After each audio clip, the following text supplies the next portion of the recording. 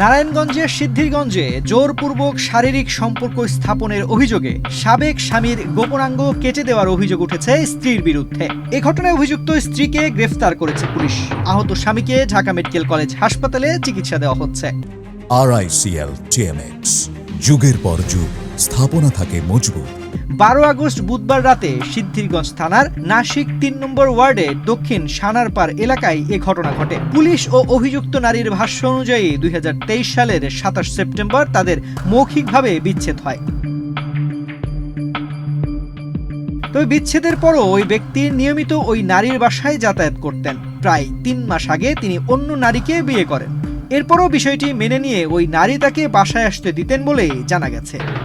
অভিযুক্ত নারীর অভিযোগ, তার স্বামী তাকে কোনো ভরণ পোষণ দিতেন না, বরং বেতন পাওয়ার পর টাকার জন্য বাসায় আসতেন। এছাড়া প্রায়ই তার সঙ্গে জোরপূর্বক শারীরিক সম্পর্ক স্থাপনের চেষ্টা করতেন। ঘটনার দিনও ওই ব্যক্তি জোরপূর্বক শারীরিক সম্পর্ক স্থাপনের চেষ্টা করলে এক পর্যায়ে ক্ষিপ্ত হয়ে ওই নারীর হাতে তার স্বামীর গোপনাঙ্গ কেটে যায় বলে দাবি করেন অভিযুক্ত স্ত্রী। সিদ্ধিরগঞ্জ থানার উপপরিদর্শক আব্দুল আল মামুন বলেন, অভিযুক্ত স্ত্রীকে গ্রেফতার করে থানায় আনা হয়েছে। আহত ব্যক্তিকে ঢাকা মেডিকেল কলেজ হাসপাতালে চিকিৎসাধীন রাখা হয়েছে। এ ঘটনায় আইনগত ব্যবস্থা প্রক্রিয়াধীন রয়েছে।